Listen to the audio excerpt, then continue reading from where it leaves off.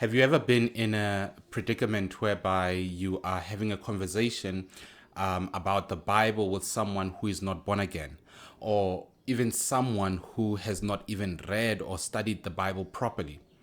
Or you'd find that the person actually has read the Bible from cover to cover, but really do not understand what it means or what every word actually means. When we look at people who are African spiritualists, when we look at people who believe in other things and people who are really not Christians, we notice that whenever we converse with them regarding the Bible, they bring forth their own interpretation of what the Bible means according to them. But they never took time to actually study the historicity. They never took time to actually study what other people are actually saying, other authors are actually saying, so that they can be able to have proper understanding. One of these people are the people like Abba, Abba, I assume he has read the Bible from cover to cover. But then whenever he interprets scripture, especially when he has a conversation with someone, you begin to realize that, wait a minute, this person doesn't really understand what they have read. But to be honest, Abba is not the only one.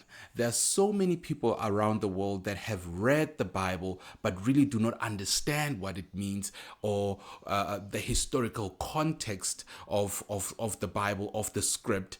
And now when they engage with you to attack you, not really to, hear a proper exegesis of that particular scripture. For instance, you hear Abba talking about the erect penis and, saying that on that erect penis, you see the lineage of Jesus Christ and so forth, saying that they are resting on Jesse. And now when we listen to that as Christians, we step back a bit, because now that is not a proper language to use when you are reading scripture. So that means to us then that he really doesn't understand the particular scripture that he's quoting. Let's move away from Abba for a second.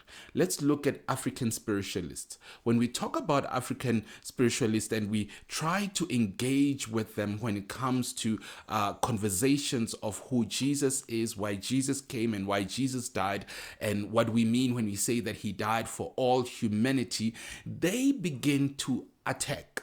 And the scriptures that they quote, they will take someone who was known as Jesus somewhere else in India, perhaps someone known as Mary somewhere else, and they take these things which are remotely, connected to the Bible, and they, put it on the table as if they made a point. Check this out for a second. Temple. Who was the pastor in the temple in the Bible?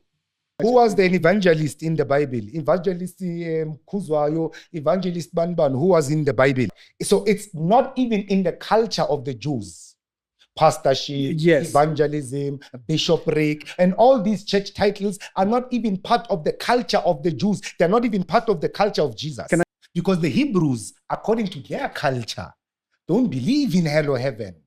There is no heaven in the Hebrew tradition. I studied the Hebrew, I studied the language, I studied the Kabbalah, their mystic expression, I studied the Talmud. There is no heaven in the Hebrew. You see, at some point, they use the Bible to benefit them and to support their arguments. They don't consider the exegesis and the historical context of the Bible. See, most of them believe in the concept of eisegesis. They take their own history, they take their own belief of the script, and they put it into the Bible.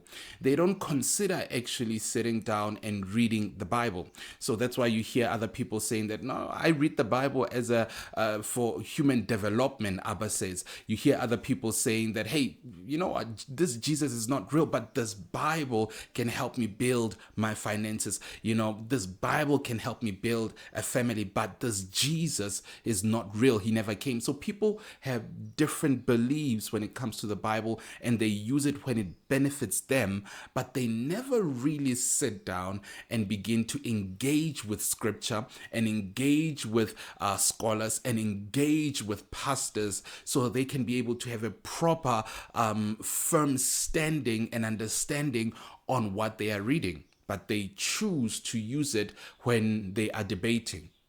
So that's why you hear people like Abba, when they say that, hey, I don't believe in this, but next time he says that, no, I use it as for development. He says that, no, this Jesus of yours is nonsense, and he would come back and say that this Bible it's like Cinderella, but at the same time he says that he uses it for development. So that is really challenging for me to be able to engage with such a person. That's why when Ricky went there, and I feel that the conversation was not really healthy. It was not a healthy debate. If you have engaged in debates at school, and you have engaged in debates with other organizations and going against other people, you would know that was an unhealthy talk. So Abba was just talking to himself. He was not engaging with Ricky. So that is the problem. Already they have their own thoughts regarding the Bible. Here's the thing about so many Christians in Africa. They tried African spirituality. And for them, it didn't work. Then after that, they tried the Bible. And next thing they knew, it worked. It worked for their marriages. It worked for their lifestyle. It worked for raising their kids. It worked for their finances. It helped them out, and they became better. I've seen people who came to church dirty, and lost, but now they become clean, and they have jobs, and they are growing because it's working. But now for other people who just engage the Bibles for arguments, you notice that their lives are stagnant. They're still revolving around the same things in their lives. So my challenge actually to people like Abba, people like who believe in African spirituality, and I'm not forcing anyone to become a Christian. We're just having a talk. My advice to you is that try the Bible. And when you try the Bible, get in it with the intention of understanding and learning. And when you do that, you will see that you will begin to grow. You'll begin to grow in every aspect of your life. You'll begin to become better in every aspect of your life. I'm not saying any other spiritual belief won't make you or help you to become better. But what I'm saying is the Bible, Jesus Christ, the concepts and the teachings that he has given us, they work. And if you receive him in your life, you will see things beginning to change and transform in and through your life. So guys, please hit the subscribe button, hit the notification button, comment down below. Let's have a talk.